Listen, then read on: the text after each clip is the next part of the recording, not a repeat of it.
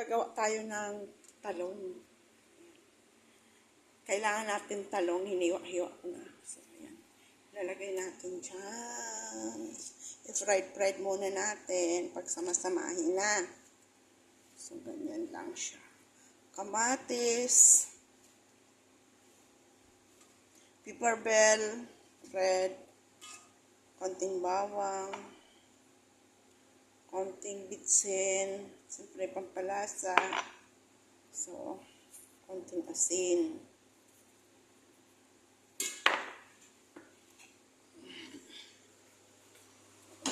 Apuyan natin yan. So, kaya nilagay na natin dyan para mamaya amin natin yan. Balik-balik ta din.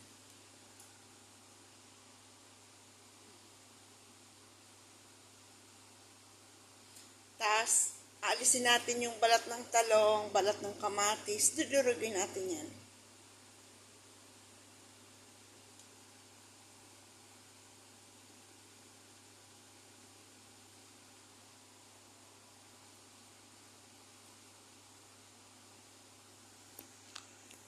Mayroon naman tayong upload. So, ngayon, ako po ay mag-i-intro muna sa inyo. Maraming salamat po sa walang sawang suporta ninyo. At kumusta kayong lahat sa ng sulok ng mundo naroon. Kung hindi pa po kayo nakapag-subscribe, please subscribe and click the bell button. And like and share. Maraming salamat po. Paki-comment po kayo kung mga taga saan para po malaman ko rin kung saan nakakaabot ang aking videos. Pagpasensyahan niyo po kasi hindi ako basta nag-i-edit pag hindi po siya napuputol ng natin, live natin, hindi na po ako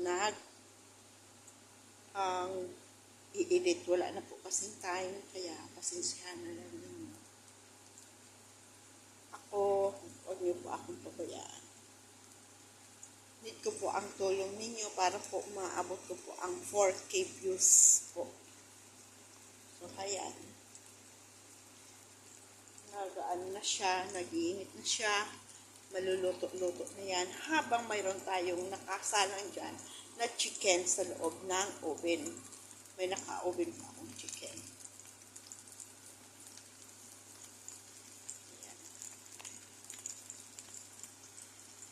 Hayaan lang muna natin siya na magkaganyan para maluto-luto natin yung iba. Bago natin lagyan siya ng konting tubig para ho masyadong maluto ng maayos. Nabubulol na. Pasensya na.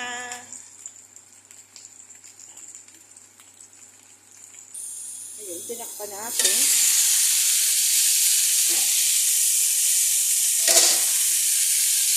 Ito natin.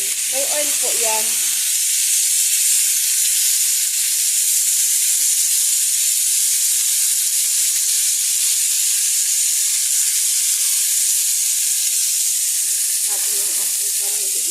Diba?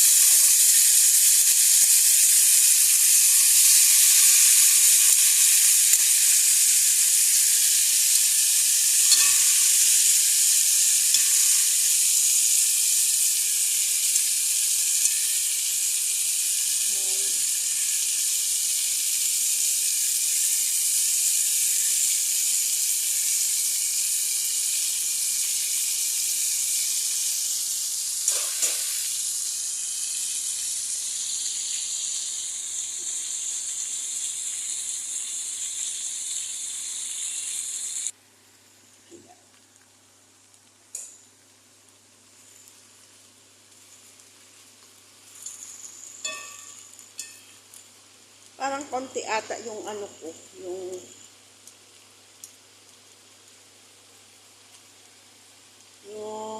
talong ko, diba?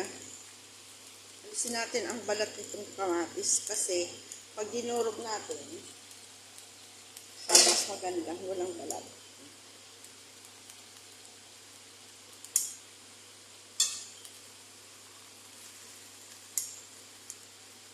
Tapos mamaya yung talong din, alisin natin yung balat ng talong.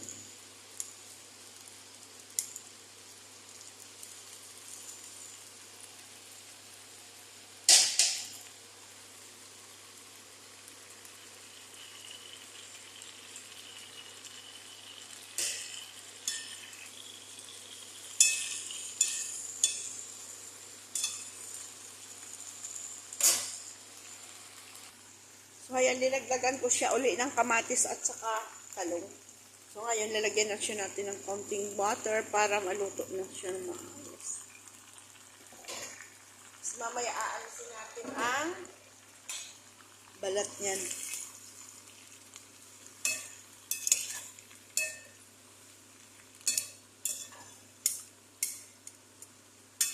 Niluluto pa man yan kahit kasi hindi pa man luto yung ano. So, kahit walang problemang nadagdagan natin. So, ayan, takpan ulit natin. Ayan. Balatan muna natin ang talong para hindi siya, iitim. Kasi ang talong dito, pag hindi mo inanan, maitim. Kaya babalat-balatan muna natin. Balatan natin.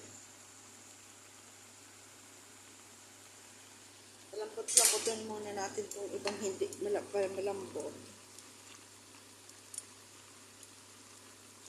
Kamatis.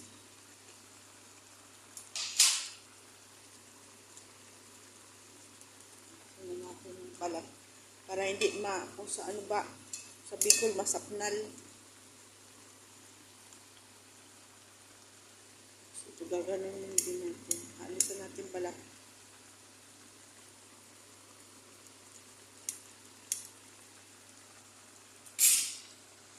Alis-alisan muna natin ang balat. So ayan, inalisan ko na ho na balat.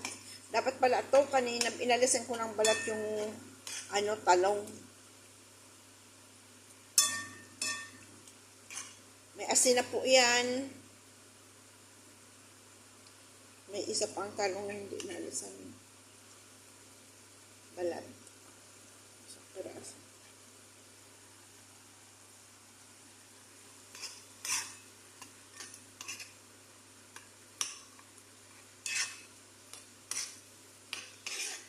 Pwede po ito pang tinapay, pang kubis.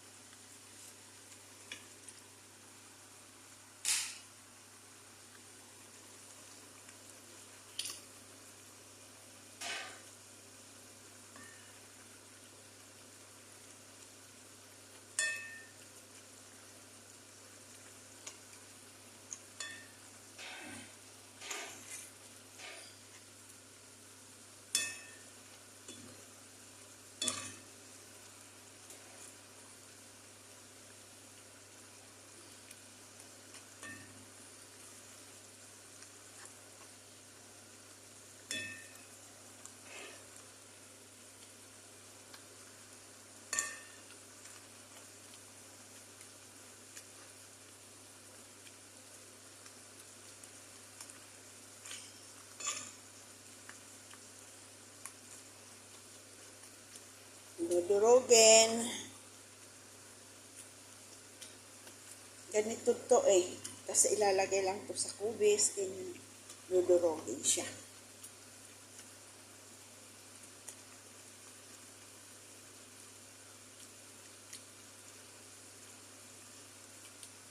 Pero pwede na rin to pang ulam, alam niyo ba?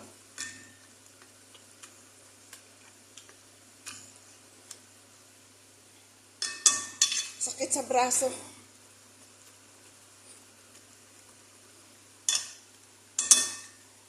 Tikman natin.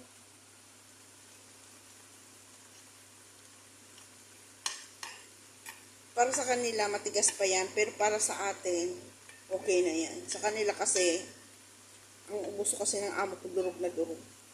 Parang wala ka bang ipin.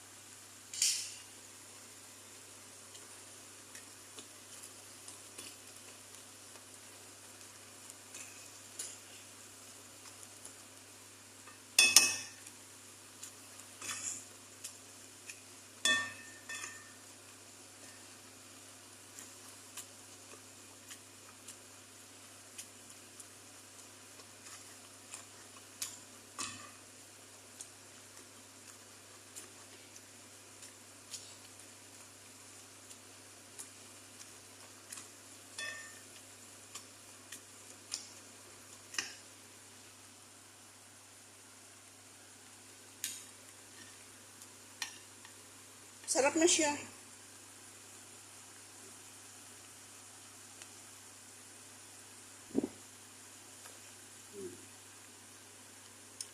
Delicious.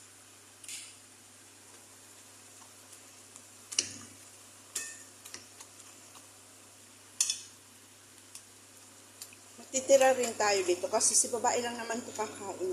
Lalagyan natin konti lang.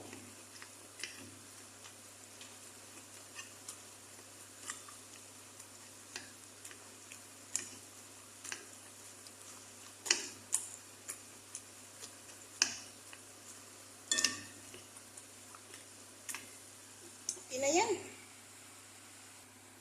Yan na. Tanggalin na natin. So, hayan na. Ilagay na natin dito. Lagyan natin olive oil.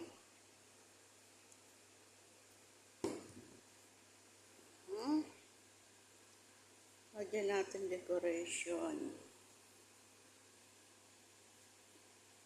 Diba?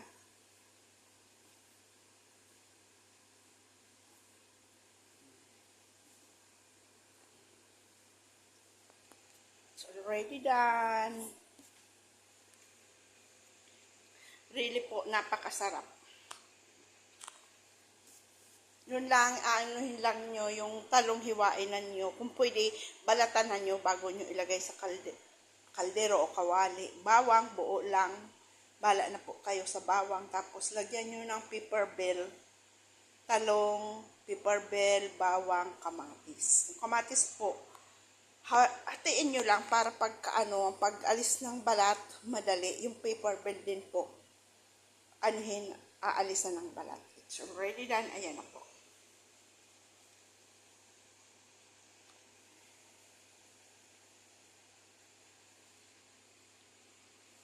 Talong na pwede siya sa palaman sa tinapay. Pwede rin pang ulam, double purpose. Pwedeng pang ulam, pwedeng pang palaman sa tinapay.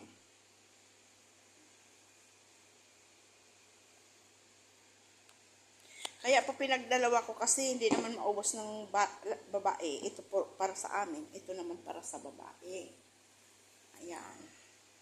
Thank you for watching Passport ng YouTube channel, Yolanda Eleuterio. Kung saan man po kayo naroroon, ingat po tayo palagi. Bye-bye. God bless.